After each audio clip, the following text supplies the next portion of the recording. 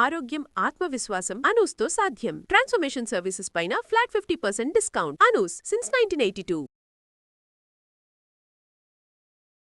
నమస్తే అమ్మా. నమస్తే అమ్మా జయలక్ష్మి. అమ్మా, ఒక బర్నింగ్ టాపిక్ అనమాట ఇది. ఓ ఏంటంటే రిటర్న్ గిఫ్ట్స్ అమ్మా. మనం ఇంట్లో ఏదో ఒక ఫంక్షన్ చేసుకున్నాం. ఫర్ ఎగ్జాంపుల్ మా ఇంట్లో ఒక ఫంక్షన్ అయిందమ్మా. నేను మిమ్మల్ని ఇన్వైట్ చేశాను, మీరు వచ్చారు. వచ్చేటప్పుడు ఆ ఫంక్షన్కి తగినట్టుగా నేను ఏదో పూజో వ్రతమో చేసుకుంటే ఒక జాకెట్ ముక్క, కొబ్బరికాయ, ఇంకేదో తీసుకుంటారు, ఓ పండో ఫలమో తెస్తారు. లేదు ఇంకొక ఫంక్షన్ అనుకోండి, దానికి తగినట్టుగా ఏదో ఒక గిఫ్ట్ తీసుకుని మీరు మా ఇంటికి వస్తారు. నేనేం చేస్తున్నాను, చక్కగా భోజనం పెడతాను, తాంబూలం ఇస్తాను, కార్యక్రమాన్ని బట్టి వెళ్ళిపోయేటప్పుడు నేను ఒక రిటర్న్ గిఫ్ట్ ఇస్తున్నా. ఇది ఎలా అయిపోయిందంటే, మీ ఇంటికి వచ్చేటప్పుడు మేము పలానా గిఫ్ట్ తీసుకొస్తున్నాం, మేము వెళ్ళేటప్పుడు మాకేమి ఇస్తారు అనే ఒక ఎక్స్పెక్టేషన్లోకి వెళ్ళిపోయింది. అసలు ఈ రిటర్న్ గిఫ్ట్ కాన్సెప్ట్ ఏంటి? పూర్వకాలంలో అసలు ఈ పద్ధతి ఉందా? ఎలాంటి సందర్భాల్లో మన ఇంటికి వచ్చి మన ఫంక్షన్కి వచ్చి తిరిగి వెళ్ళేటప్పుడు గిఫ్ట్ ఇచ్చి పంపుతారమ్మా? అమ్మా, అసలు ఈ ఇచ్చిపుచ్చుకోవటాలన్నది చాలా ఎక్కువైపోయి చికాకు కలుగుతోందమ్మా. మరి ఎందుకు అసలు ఏమనిస్తారమ్మా? శుభలేఖలు ఏమనేస్తారు?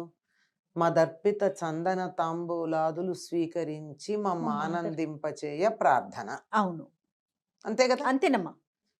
చందనము తాంబూలం ఇవ్వాలి.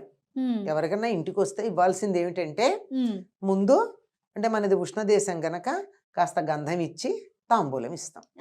అలాగే వెళ్ళేటప్పుడు కూడా ఏం చేస్తామమ్మా, మన ఇంటికి ఎవరైనా వస్తే బొట్టు పెట్టి తాంబూలం ఇస్తాం.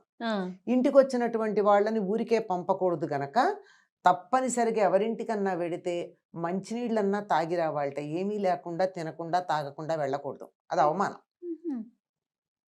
అందుకని ఏం చేస్తారు, మరీ నువ్వు మహారాష్ట్రలో అయితే బెల్లం ముక్క పెడతారు, ఏమీ లేకపోతే ఇంత బెల్లం అన్న నోట్లో వేసుకెళ్ళమంటారు. ఓకే, అది ఒక పద్ధతి. అంటే నీకు నాకు మధ్య తినేటటువంటి అభిమానం ఉంది అని చెప్పడానికి.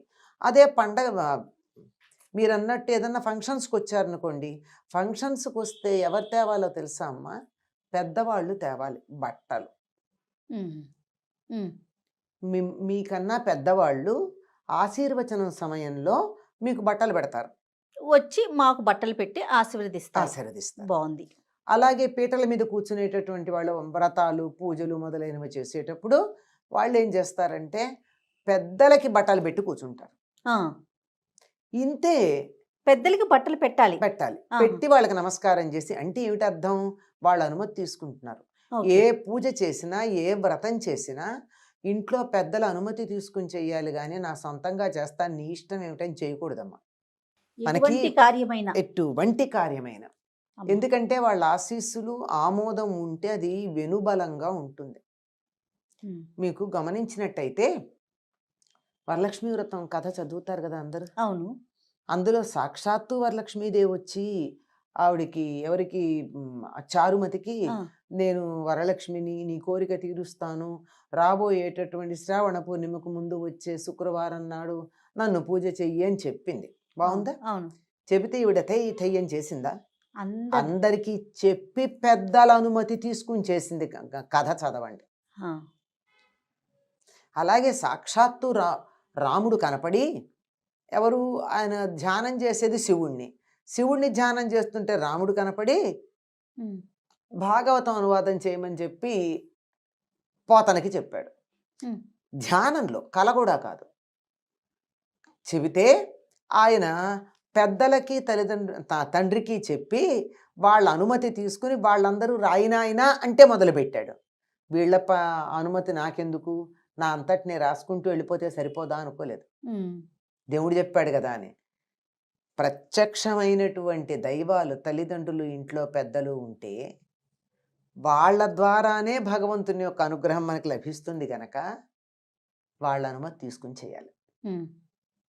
ఆ అనుమతి తీసుకోవడానికి సంకేతం ఎక్కడా? ముందరే చెప్తాం, అది వేరే మాట. దానికి ఆ క్షణాన వాళ్ళకి పెద్దవాళ్ళు ఉంటే వాళ్ళకి బట్టలు పెట్టి చేస్తాం. మిగిలినదంతా మన శక్తి సామర్థ్యాలు. ఇప్పుడు నాకు బాగా వైభవం ఉంది, ఆ వైభవాన్ని 10 మందికి పంచుకోవాలనుకుంటున్నాను నేను. ఏదో ఒక సందర్భం పెట్టుకుని, ఆ సందర్భంలో నాకు బాగా ఈ సంవత్సరం పంటలు పండాయి, లేకపోతే డబ్బు వచ్చింది, వ్యాపారంలో పిచ్చి డబ్బు వచ్చింది, కదా. ఉమ్, దాన్ని ఏదో చేయాలనుకుంటున్నాను కనుక బంధుమిత్రులందరినీ పిలిచి ఒక చిన్న వేడుక చేసుకుని ఆ వేడుక సందర్భంగా అందరికీ నాకున్నదాన్ని పంచుకుంటా. అంతేగాని తప్పనిసరిగా రిటర్న్ గిఫ్ట్ ఇవ్వాలి అన్న నియమం ఏం లేదమ్మా. ఉమ్. ఇవ్వవలసిందల్లా తాంబూలం, పండు తాంబూలం. బహుశా ఈ రోజుల్లో జరిగే ఫంక్షన్స్ ని మీరు చూస్తూనే ఉండుంటారు. ఆ, ప్రతి ఫంక్షన్ కి ఉమ్, ఒక ఒక అంటే ఒక పుట్టినరోజు మొదలమ్మా, ఆ, ఒక ఇల్లు ఒక కట్టుకోవటం మొదలు. కాదమ్మా, బారసాలకెడితే, ఉయ్యాల్లో వేస్తే అసలు ఈ రిటర్న్ గిఫ్ట్ కాన్సెప్ట్ చూస్తుంటేనే ఏంటి అసలు ఎటుపోతుంది? ఒకరిని చూసి ఒకరిని చూసి వాళ్ళు పలానాది ఇచ్చారు, మనం ఇంకొకటి ఇవ్వాలి. భోజనాలు పెట్టడం వరకు అంటే మన ఇంటికి ఇన్వైట్ చేసాం, వేడుక ఓకే.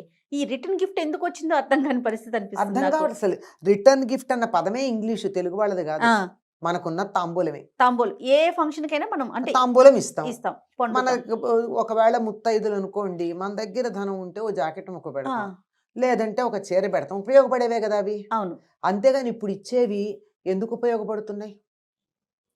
ఏవి కూడా ఉపయోగపడేవి ఎక్కడా కనపట్టలేదు మనకి ఉమ్, కదా. అవును. ఇంటి నిండా వస్తువులు ప్లాస్టిక్ డబ్బాలు, ప్లాస్టిక్ వాటర్ బాటిల్స్, ఆ, ఇవే కదమ్మా చూస్తున్నాము. ఇంటి నిండా వస్తువులు పేరుకుపోతున్నాయి. వాడేది లేదు, పెట్టేది లేదు, ఏం చేయాలో తెలియక కొంతకాలం ఉంచి తర్వాత బయటపడి ఫ్యాన్సీ అంటున్నారే, ఆ, ఈ ఫ్యాన్సీ వస్తువులు ఎక్కువ అవుతున్నాయి. అవును. ఇది చెయ్యాల్సినటువంటి పని లేదంటే లేదు. ఉమ్, అంటే ధనం ఉంది, నేను పంచుకోవాలనుకుంటున్నాను ఇచ్చేవాళ్ళు ఉంటే ఉండాలి. కానీ అలా ఆ రకంగా తమకున్నటువంటి సంపదని 10 మందితో పంచుకోవాలని. ఉదాహరణకి మనకి ఆ, ఆంధ్ర ప్రాంతం అంతా, ఇప్పుడు తెలంగాణ ఆంధ్ర విడిపోతున్నాం గనక, విడిగా ఉన్నాం గనక సంప్రదాయాలు ఉన్న తేడా నా పేరుతో చెప్పచ్చు. ఆంధ్ర ప్రాంతంలో మనకి పంటలు వస్తాయి అవునమ్మా, సంక్రాంతికి. అవును. వచ్చినటువంటి వాళ్ళందరికీ ఏం చేస్తాం, మనం తాంబూలాలు ఇచ్చి పంపిస్తాం. ఉమ్, కానీ తెలంగాణ ప్రాంతంలో నోము అని చెప్పి 13 వస్తువులు తీసుకొచ్చి తప్పనిసరిగా 13కి తాంబూలంలో వస్తువులు పెట్టిస్తారు. ఉమ్, అందుకని నోము అంటే 13 లెక్క, ఉమ్, ఉమ్, డజన్ అంటే 12, నోము అంటే 13. 13. దీపావళికి కానీ సంక్రాంతికి కానీ అట్లా నోముగా ఇచ్చే పద్ధతి ఉంది. అది ఆ ప్రాంతంలో వాళ్ళు ప్రత్యేకంగా ఆ ఒక్కదానికి, మళ్ళీ అన్నిటికీ కాదు, ఓహో, ఒక్కదానికి మాత్రమే. ఆ ఒక్కదానికి దేనికి, కొంతమంది దీపావళికి చేసుకుంటారు, కొంతమందికి సంక్రాంతికి చేసుకుంటారు. నోముగా 13 వస్తువులు పంచుకునేది. ఉమ్, అట్లా ఏదన్నా ఒక లెక్క ఉంటే తప్ప నోము అనేదన్నా మామూలుగా ఏంటమ్మో పంచుకోవడం, అప్పు చేసి మరీ పెట్టేటటువంటి వాళ్ళు కనపడుతున్నారు. అవును, ఈ వస్తువులు ఏమన్నా ఉపయోగపడతాయా? ఇంటి నిండా పేరుకుపోతూ ఉంటాయి. అవును. ఉపయోగపడేవి ఇచ్చినా అందం చందం. ఆ, మీరు ఇందాక చిన్నపిల్లలు అవునవును. అదేమంటారు పుట్టినరోజులు అన్నారు అవును, అనుకోండి, అవునమ్మా. అది మరీ చిన్న పిల్లలకైతే ఒక లాలీపాపో బిస్కెట్ ప్యాకెట్టో చాక్లెట్ ఇస్తే వాళ్ళు తింటారు, ఆ, సంతోషపడతారు. పిల్లలు. ఏదో 4-5 ఏళ్ళు వచ్చిన వాళ్ళకైతే ఒక పెన్సిల్ ఇస్తే, వాడు నా ఫ్రెండ్ బర్త్డేకి వెడితే పెన్సిల్ ఇచ్చారు అని చెప్పి వాడు చెప్పుకుంటాడు. అవును. అంతేగాని చిన్నపిల్లలకు కూడా మీరు అన్నట్టు బాటిల్స్, డబ్బాలు ఆ, ఇస్తే ఏం చేసుకుంటాడండి వాడు? ఇంటికి తీసుకొచ్చి అమ్మకి ఇవ్వటం. అంతే కదా. అంతేగమ్మా. అంతకన్నా ఇంకేం లేదు. అసలు ఇళ్లల్లో ఈ మధ్య కాలంలో ప్రతి వాళ్ళ ఇంట్లోనూ ఇచ్చామంటే ఇచ్చాం ఆ, అనే లెక్క. అవును. ఇచ్చామనే లెక్కకి తీసుకొస్తే ఇంతంత పళ్ళాలు, ఇంతంత కటోరీలు, ఇంతంత ఏమిటో గ్లాసు, ఎందుకుంటాయి ఇవన్నీను? ఉమ్, అంటే వాళ్ళు ఇవ్వాలనుకుని ఇస్తున్నారు. ఇవ్వాలి అనే ఒక లెక్క పెట్టుకుని అదే అది మనకు వస్తుంది. ఉపయోగపడుతుందో లేదో తెలియదు. లెక్క కన్నా కూడానమ్మ పలానా వాళ్ళు ఇది ఇచ్చారు, సో మనం ఇది మనం ఇంకొకటి ఇవ్వాలి అనే ఆ. ఒక ఆ లెక్కతో వెళ్ళిపోతున్నారేమో అనిపిస్తోంది. ఇవి ఎలా అవుతున్నాయి అంటే ఆ, సర్క్యులేట్ అవుతున్నాయి. అవుతున్నాయి. ఒకే రకంవి ఉంటే మళ్ళీ దాన్ని కొంచెం అటు ఇటుగా ఉన్న వాటన్నిటినీ కలిపి ఉమ్, మా ఇంట్లో నేను ఇంకో ఫంక్షన్కి వాటన్నిటిని ఇచ్చుకోవడం. ఉమ్, ఆ, ఇది కొంతకాలం ఒక పిచ్చి, ఏమంటారు, హాట్ కేసులో. ఆ, ఇప్పుడు హాట్ కేసులో లేదు ఎవరికీను. ఆ పిచ్చి తగ్గిపోయింది. హాట్ కేసు పిచ్చి తగ్గిపోయింది. హాట్ కేసులు ఈ కరోనా వచ్చిన తర్వాత ఎవరూను హాట్ కేసులో పెట్టుకోవట్లే, ఇంట్లో ఉండి వేడివేడిగా తినడమో ఉమ్, అలవాటైపోయింది. కొంతకాలం అది పిచ్చి, ఒక్కొక్క కాలంలో ఒక్కొక్క పిచ్చి. ఉమ్. అమ్మా, అసలు సాధారణంగా రిటర్న్ ఇచ్చే సంస్కృతి ఏ కార్యక్రమానికి ఉంటుందమ్మా? సాధారణంగా అసలు దీనికి ప్రత్యేకం ఏం లేదమ్మా. వాళ్ళకుంటే తాంబూలంలో ఏదన్నా తమకు ఉంటే ఇవ్వడమే తప్ప ఇచ్చి తీరాలన్న నియమం ఏం లేదు. పూర్వకాలం రాజులు ఉన్నారమ్మా. ఆ, రాజుల ఇళ్లలో ఏదన్నా ఫంక్షన్ కనుక అయిందనుకో ప్రజలందరికీ బహుమానాలు ఇచ్చేవాళ్ళు, అవును, వాళ్ళకు అవును. ఉంది కనుక ఆయన ప్రభువు కదా. కదా. అలాగో జమీందారు ఉన్నాడు, ఊళ్ళో ఒక బాగా ధనవంతుడు ఉన్నాడు, లేదా ఒక ఆస్తిపరుడు ఉన్నాడు. అట్లాంటి వాళ్ళు తమ దగ్గర ఉంది గనక పంచుకోవడానికి ఇస్తారు తప్ప సామాన్యులు తప్పనిసరిగా ఇవ్వాలన్న నియమం లేదమ్మా. పండు తాంబూలం అంటే తాంబూలం వేసుకుంటారు, పండు తింటారు, అప్పటికప్పుడు చక్కగా ఉపయోగపడతాయి తప్ప వాటిని మళ్ళీ దాచిపెట్టడమో సర్క్యులేషన్కో వెళ్ళదు. తాంబూలం సర్క్యులేషన్కి వెళ్ళదు, అవును పండు సర్క్యులేషన్కి వెళ్ళదు అవును కదా.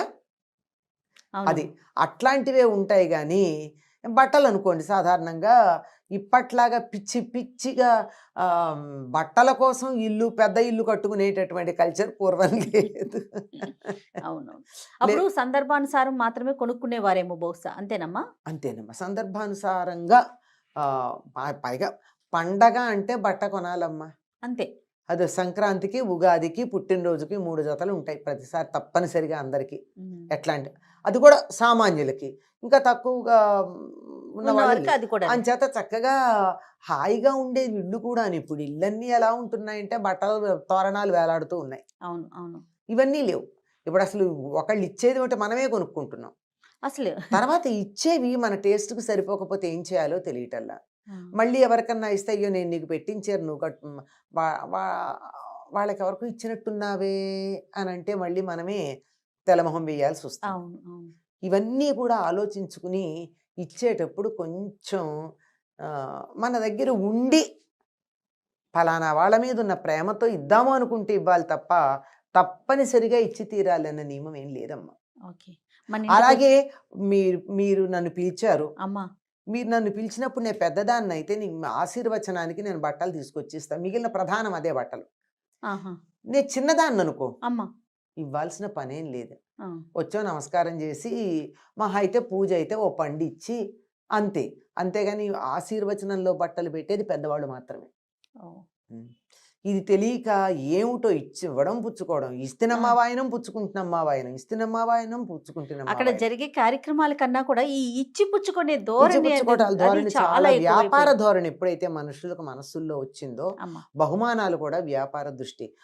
ఇంకా కొంతమంది అయితే ఒకళ్ళు పెళ్ళిళ్ళల్లో వాటిల్లో పుస్తకం పెట్టు కూర్చొని రాస్తారు, ఫలానా వాళ్ళు ఫలాంది ఇచ్చారని. ఇది మరీ భయంకరమైనటువంటి. ఇదివరకు రోజులు అదే కదమ్మా ఉండేది. ఇదివరకు రోజుల్లో ఉండేది కదా. నాకు గుర్తు, నాకు తెలుసు, నాకు తెలుసు, అదే నాకు కూడా తెలుసు. చాలా ఆశ్చర్యపోతూ ఉండేవాళ్ళం. పలానా వాళ్ళు ఇంత ఇచ్చారు అని. ఎందుకు అంటే రేపటి రోజున మేము వెళ్ళినప్పుడు వాళ్ళకి ఇవ్వాలి కదా.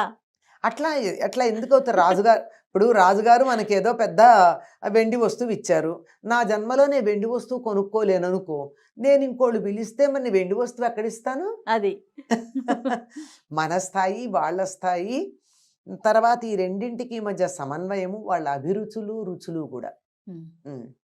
వీటిని కూడా మనం పరిగణలోకి తీసుకోవాలి. అవును, చాలా ఎన్ని ఉండాలి. బహుమానాలు ఇవ్వడం అనేది అంత ఈజీ విషయం కాదమ్మా. అలా మార్కెట్కి వెళ్ళి ఇవ్వలేం. ఒక్కొక్కళ్ళకి ఇవ్వాలి అంటే 100 ఆలోచించి ఇవ్వాలి. నీకు నీ చీర పెట్టాలనుకో, నీకు నచ్చే రంగు పెట్టాలి, నువ్వు కట్టుకునేటట్టు పెట్టాలి. తీరా చేసి నీ దగ్గర 100 ఉంటే కూడా ఈ చీర నేను కట్టుకోకుండా ఉండలేను అనిపించేట్టు పెట్టాలి నేను. ఏదైనా ఏ చిన్న వస్తువైనా దానికి ఖరీదు కట్టడం వల్ల సమస్య వచ్చిందమ్మా. దానికి విలువ కట్టాలి తప్ప ఖరీదు కట్టకూడదు. రైట్. అది ఆలోచించాలి. తప్పకుండా. నమస్తే. నమస్తే. నమస్తే అమ్మా.